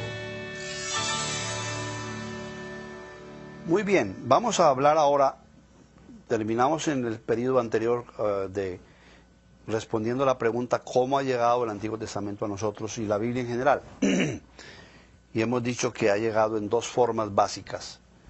Ha llegado en la forma de manuscritos, y explicamos lo que era un manuscrito, y cómo tenemos miles de manuscritos, y la riqueza que Dios nos ha dado en los últimos 50, 60 años ha sido incomparable, porque hasta 1947 había muchos manuscritos, y en el siglo pasado sobre todo se desató con las investigaciones arqueológicas el descubrimiento de cantidades de manuscritos.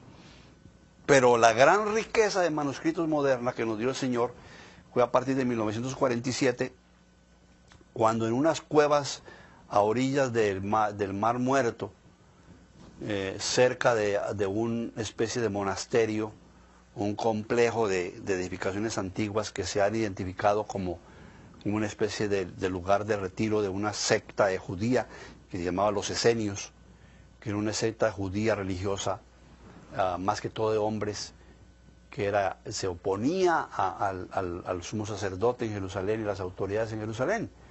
Y pensaban que ellos habían contaminado su religión y se habían entregado a los romanos y por mantener sus puestos.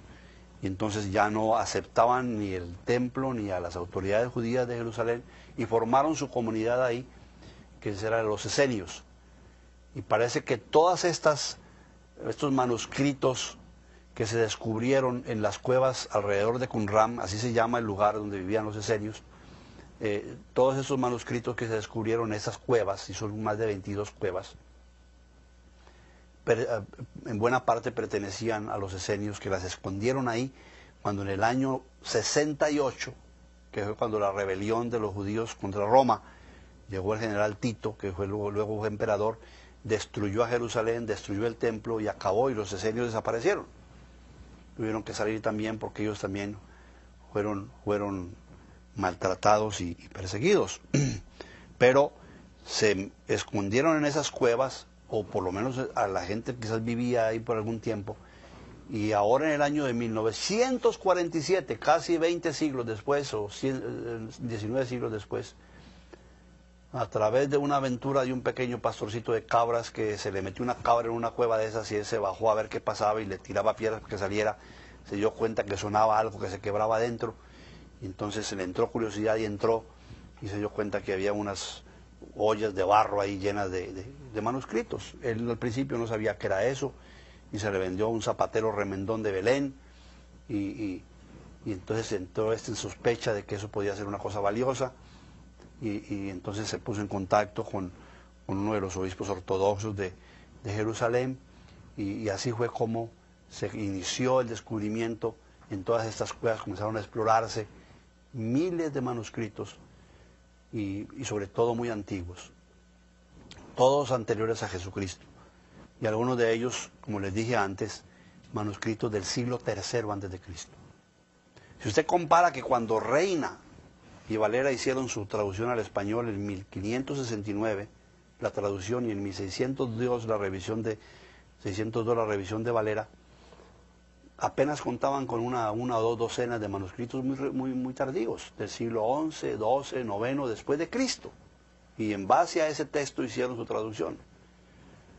Ahora tenemos para la traducción bíblica manuscritos que superan en 12, 14 siglos a los que tenían esos traductores del siglo XVI y XVII, incluyendo Lutero para la traducción alemana, y la Biblia de King James, Almeida en portugués. Ahora tenemos manuscritos que se remontan al siglo III antes de Cristo para el Antiguo Testamento, y en el Nuevo hemos llegado muy cerca a los apóstoles, algunos pedazos del siglo II, 150, 120 dicen algunos, y Biblias completas del siglo IV, del siglo V, del siglo VI. Eso en cuanto a manuscritos. Los códices son otra forma como nos llegaron también las Sagradas Escrituras del Antiguo y del Nuevo Testamento. Se diferencian de los manuscritos porque están escritos en ambas caras. Es decir, es como si fuera un libro común y corriente hoy en día, que tiene escrito por lado y lado, ¿no? Son de invención más tardía, posiblemente después de Cristo, y son los precursores o antepasados de los libros modernos, de los libros actuales. Se componen de hojas cosidas, son hojas sueltas, que en lugar de enrollarse se cosen por el lomo, y se ponen juntas, y se escribe por lado y lado. Parece que su invención se atribuye a los cristianos del siglo II y III después de Jesucristo. Entonces, tenemos gran parte de la Biblia y de los remanentes de la Biblia, de lo que nos ha llegado a nosotros en códices, ¿no? Y hay códices supremamente importantes y famosos de mucha autoridad, ¿no? Por ejemplo, el Códice de los Profetas del Cairo se remonta hasta el año 895 después de Cristo. y contiene todos los profetas anteriores y todos los profetas posteriores. Por eso se llama el Códice de los Profetas del Cairo. Y ese códice fue escrito muy posiblemente en Jerusalén después de la primera cruzada que precisamente terminó en el Cairo. Estamos hablando del siglo IX después de Cristo. El Códice de Alepo, que fue escrito hacia el año 950, contenía todo el Antiguo Testamento, pero sufrió mucho durante las manifestaciones judías en Jerusalén en 1947 de los árabes. Entonces lo dañaron. Falta todo el Pentateuco, partes del Eclesiastés, de Lamentaciones, de Esther, de Daniel, Esdras y Nehemías, pero por lo menos se conserva parte del Códice de Alepo, que es muy importante, del año 950 después de Cristo. El Códice de Leningrado, que es más o menos del siglo XI, en el año 1009, está todo el Antiguo Testamento en el Códice de Leningrado. Es casi un milagro que se hayan conservado tantos manuscritos. Hoy tenemos manuscritos y códices, más de 5.000 del Antiguo y más de 5.000 del Nuevo Testamento. A pesar de los saqueos, a pesar de los incendios, cuando en la antigüedad, por ejemplo, lo que pasó con la gran biblioteca de Alejandría, que era una de las maravillas del mundo antiguo, cuando se declaraba un incendio, se acababa con todo, porque no había cuerpo de bomberos ni manera de acabar con latas de agua, no había ni acueductos ni nada de eso. Entonces, un incendio era acabar con ciudades y acabar con lo que existía. Así se perdieron muchísimos códices. Por eso no hay originales de la Biblia. Es decir, los escritos más antiguos que tenemos del texto sagrado se remontan al siglo III antes de Cristo, que son esos de Qumran. De ahí para allá no tenemos nada. Entonces son copias de copias, ¿no? Una palabra acerca de la última pregunta, que es de las traducciones bíblicas.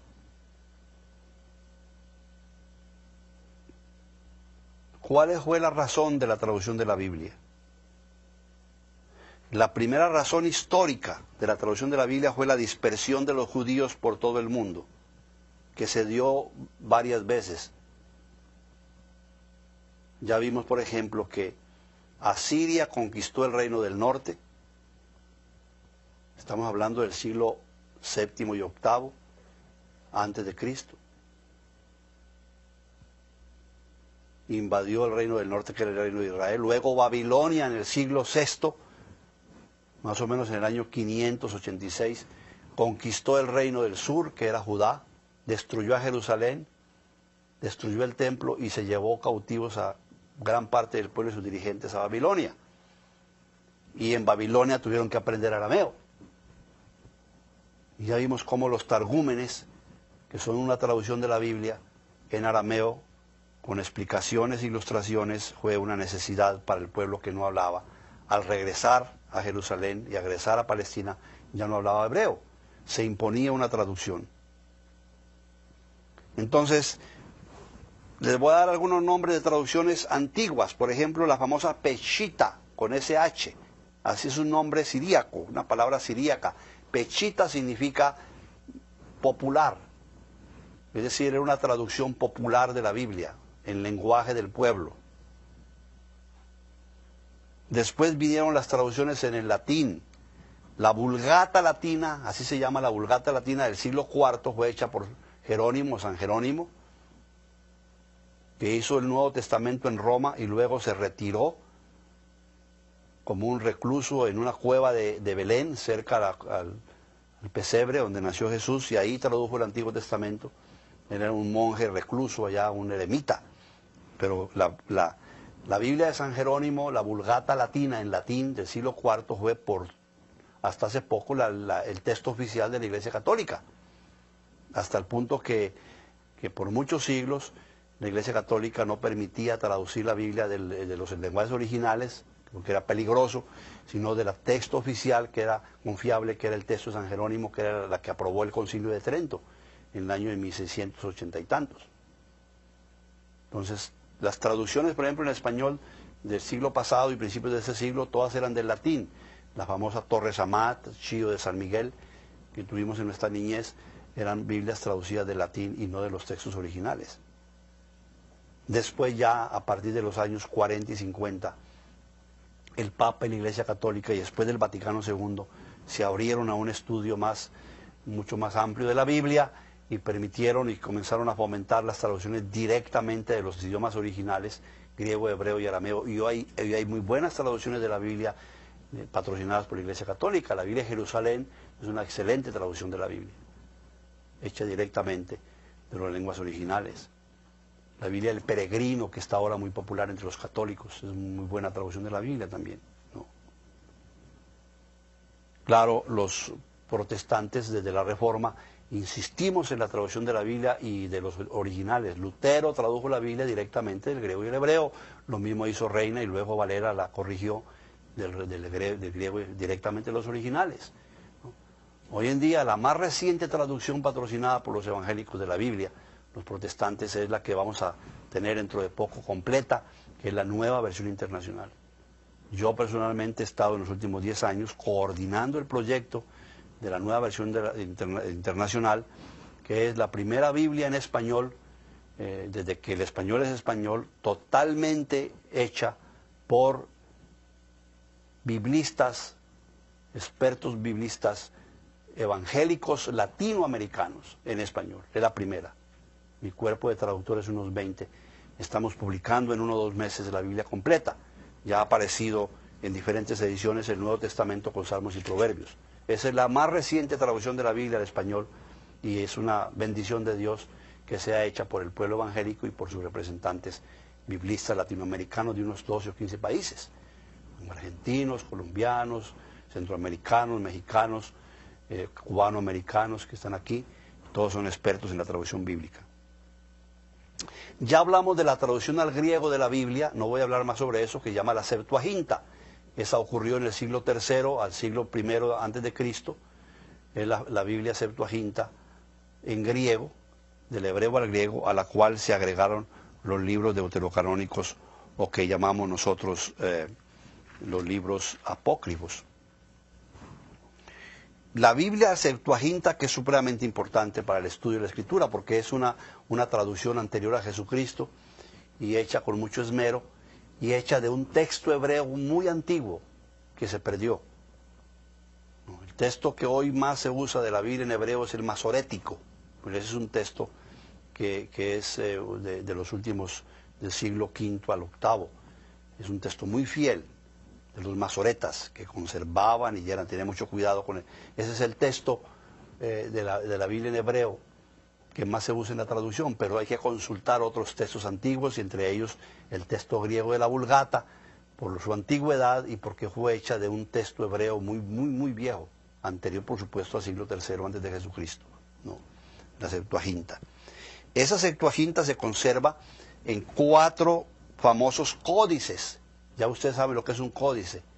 Los códices más famosos que contienen la Septuaginta son el Códice Vaticano, que toma su nombre porque se conserva en el Museo Vaticano, en la Biblioteca Vaticana. El Códice Vaticano data del siglo IV después de Cristo. El Código Sinaítico, que fue descubierto en el monasterio de Santa Catalina en el Sinaí, en Egipto. Allá hay un monasterio y ahí descubrió un arqueólogo alemán en ese monasterio este códice sinaítico, que también fue compuesto en el siglo IV después de Cristo. Contiene toda la Vulgata, toda la Septuaginta. Y el códice alejandrino, que tiene que ver con la ciudad donde se compuso, que es Alejandría en el norte de Egipto, y este códice data del siglo V después de Cristo. Y hay otro códice del siglo VI muy importante de la Septuaginta, que es el Marchalianus, que tiene que ver también con la traducción de la Biblia al griego. Son muy importantes para el aspecto de la traducción bíblica. Déjenme, para terminar, hablarles brevemente acerca de la composición del Nuevo Testamento. Nosotros podemos hablar de 3 partes en cuanto a la traducción del mensaje evangélico después de Jesucristo. La primera parte de cómo nos llegó el mensaje es la vida de Cristo misma. Los 30 y tantos años que Cristo pasó en la tierra, Él transmitió su evangelio Y recuerden ustedes que dijimos desde un principio que los pueblos semíticos, incluyendo el mismo Jesucristo y el pueblo palestinense judío, son pueblos de tradición oral. Cristo no escribió nada. Lo único que medio se menciona que Cristo fue que escribió en la tierra, recuerdan cuando el pasaje de la adúltera, que dice que escribió en la arena. Es la única mención de que Cristo escribiera algo. Alguien decía, dicen que posiblemente estaba escribiendo los pecados de los que estaban acusando a la samaritana, a la adúltera. Por eso se fueron todos y lo dejaron solo con la mujer, comenzando por los más viejos, que son los que tienen más pecados, dice el texto sagrado. De manera que Cristo, como los grandes maestros, como Sócrates, por ejemplo, no escribió nada, pero se conserva todo lo que más o menos él dijo, lo esencial de su doctrina y su mensaje y su vida. Cristo murió cerca del año 30-33 después de Cristo y dejó toda su doctrina en quien la escuchó y la recibió, que fueron sus discípulos, sus apóstoles y muchos más, que fueron testigos de su vida y de su enseñanza. La iglesia primitiva, y esa es la primera parte del mensaje evangélico. La iglesia primitiva pasó casi 30 años alimentándose del testimonio de los discípulos de Cristo, porque estaban vivos todos, casi todos, y recordaban las enseñanzas de Jesucristo como gente de tradición oral. Eso lo comprueba más. Es muy posible que algunos, como era muy común, era costumbre en Palestina y en los pueblos de Oriente, hicieran florilegios o colecciones de los dichos de Jesús. Hay bastantes indicios arqueológicos de que antes de los evangelios y antes de que se escribiera formalmente el primer libro de la Biblia en el Nuevo Testamento, existían pequeñas colecciones o florilegios de los dichos, sobre todo de los dichos de Jesús y algunas de sus parábolas o hechos, que los conservan, sobre todo los dichos. Por ejemplo, existe un evangelio apócrifo que no está en el canon cristiano ni judío, ni en ningún canon, que es el evangelio de Tomás. El evangelio de Tomás, que es apócrifo, es muy antiguo. Hoy en día inclusive se llega a decir que el evangelio de Tomás puede ser contemporáneo de los otros evangelios. Y es admitido, por ejemplo, la iglesia copta cristiana de Egipto y otras iglesias. Nosotros no lo admitimos como inspirado. El evangelio de Tomás son puros dichos de Jesús. Y por supuesto en gran parte coincide con los dichos de los demás evangelios, ¿no? Entonces, esos 30 años no había escritos reconocidos como inspirados, y en el año más o menos, en el año 49, 50, 52, entonces todo es aproximado, se da la primera carta de Pablo a los tesalonicenses. Ese fue el primer libro escrito del Nuevo Testamento. La primera carta de Pablo a los tesalonicenses, a la cual siguió la segunda. Esa primera carta respondía a ciertas inquietudes que tenían los cristianos en Tesalónica. Pablo responde a esas inquietudes, algunas de ellas tenía que ver con la segunda venida de Cristo. Estamos hablando ya de unos 20 y tantos años, 30 años después de la muerte de Cristo. ¿Ve? Y ya ellos decían, pero él dijo que iba a venir muy pronto, ¿por qué no llega? Y Pablo responde en esas cartas un poco acerca de eso. Y otros puntos también que tienen que ver con la comunidad cristiana. Entonces, esa fue realmente el primer libro del Nuevo Testamento. La primera, que no fueron los evangelios, ¿no? Pablo escribió después el resto de sus cartas. Pablo, muy posiblemente, si no seguramente, fue sacrificado en Roma. Murió mártir en Roma en el año 65-66, en el tiempo de Nerón. Antes de morir tuvo que haber escrito sus cartas. Entonces, los primeros libros de la Biblia realmente fueron las cartas de Pablo. Y la mayoría de ellos tuvieron mucha aceptación en lo que se llama el cuerpo paulino en la iglesia primitiva. Y fueron de los primeros libros en ser canonizados o aceptados por la comunidad cristiana creyente, en un proceso que duró, como les dije al principio, no fue automático, sino que duró mucho tiempo, posiblemente siglos. Pero las cartas de Pablo eran muy respetadas y se transmitían y recopiaban y se mandaban de iglesia en iglesia. Y él a veces en una de sus cartas pide que se mande copia o que se haga leer en otras iglesias, ¿no? Luego viene lo que se llama la escritura de los evangelios.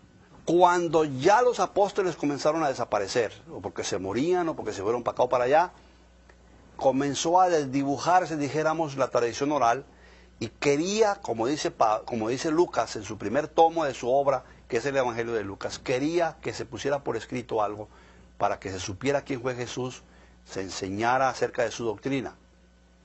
El primer evangelio que se escribió fue el de Marcos. Marcos escribió un evangelio corto, sencillo, más que todo una especie de enseñanza catequética o enseñanza como la que se da, por ejemplo, en la escuela dominical, ¿no?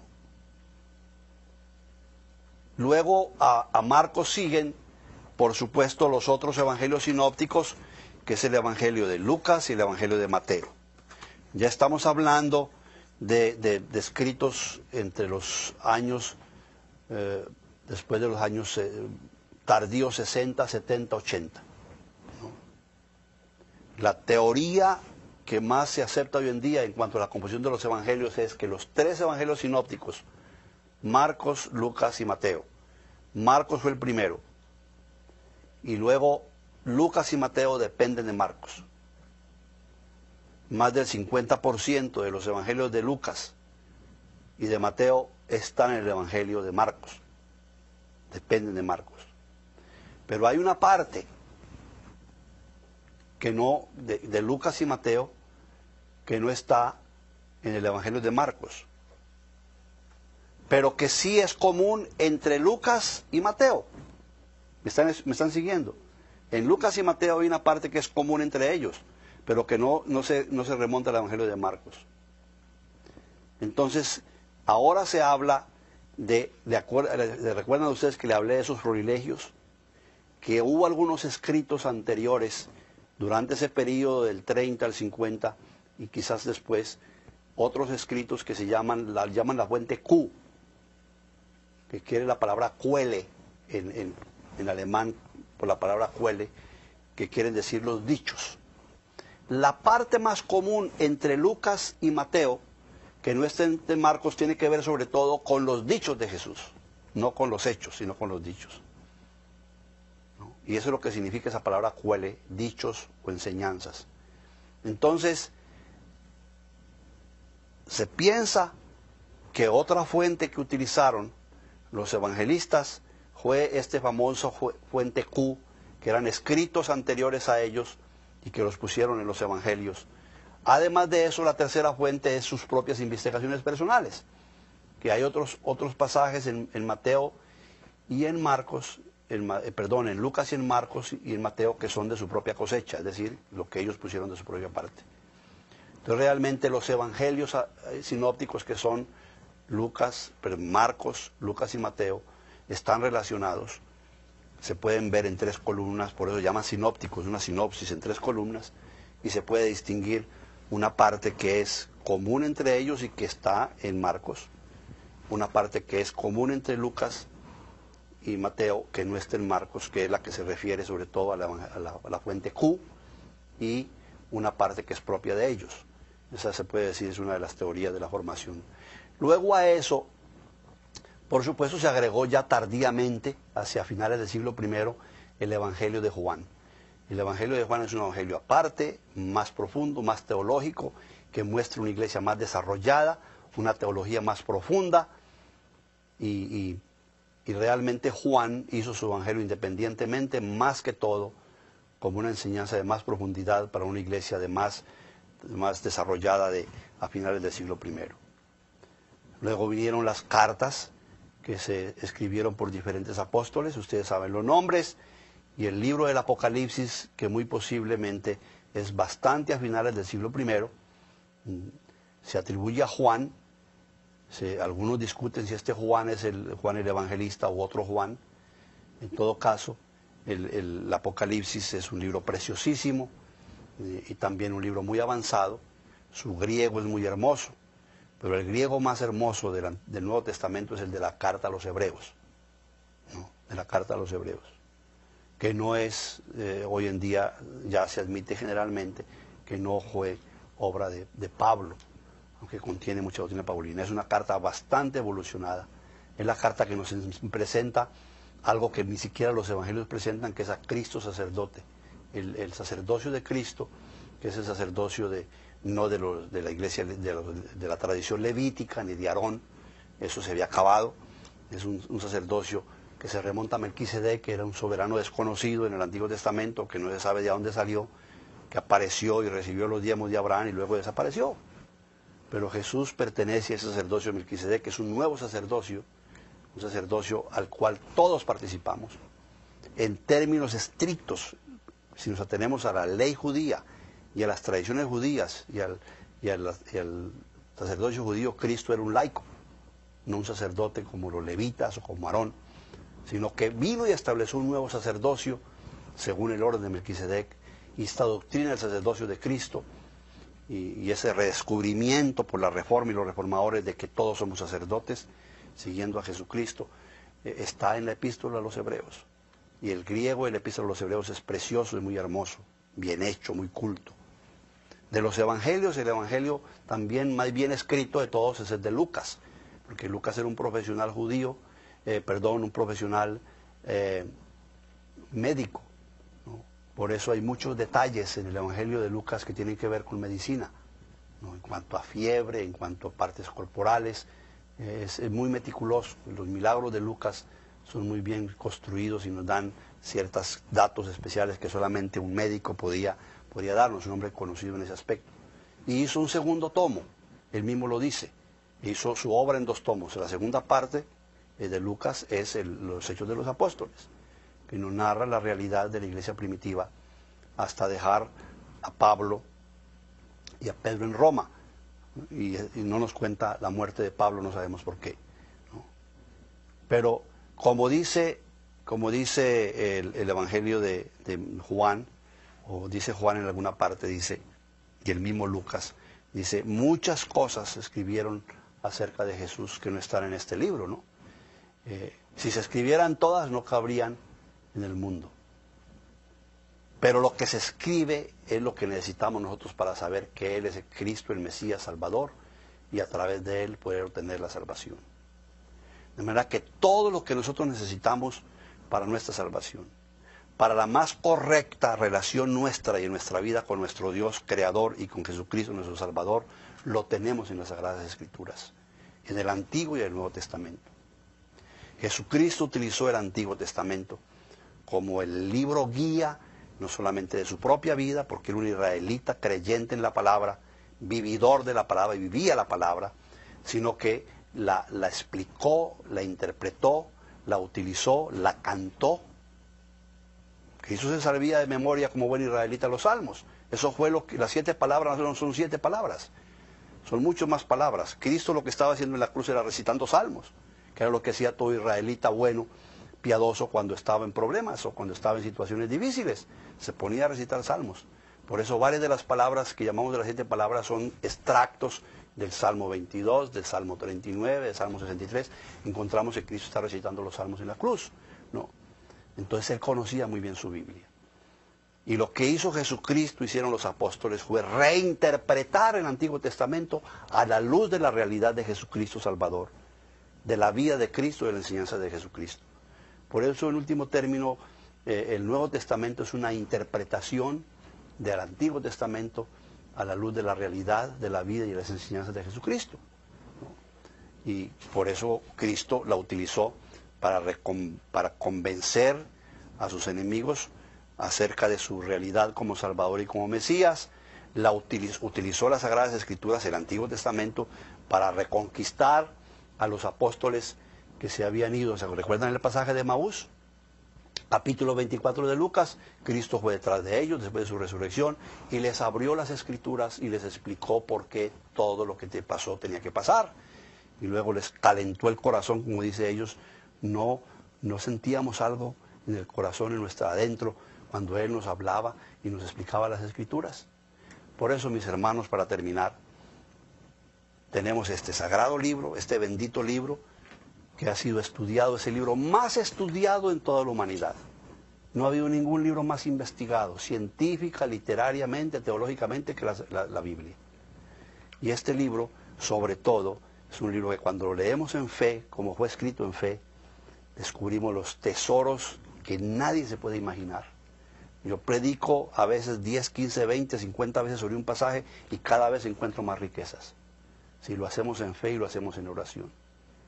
Mira que es muy bueno conocer las Sagradas Escrituras y nunca terminaremos de conocer suficientemente. Pero debemos alimentarnos con él porque en este libro, Antiguo y Nuevo Testamento, tenemos todo lo necesario, revelado por Dios en su infinita bondad y misericordia, para que podamos nosotros no solamente ser auténticos hijos de Dios, miembros de su pueblo escogido, y sobre todo herederos de ese reino por los méritos de Jesucristo, nuestro Salvador, a quien aprendemos a conocer en este libro, Antiguo y Nuevo Testamento. Que Dios les bendiga.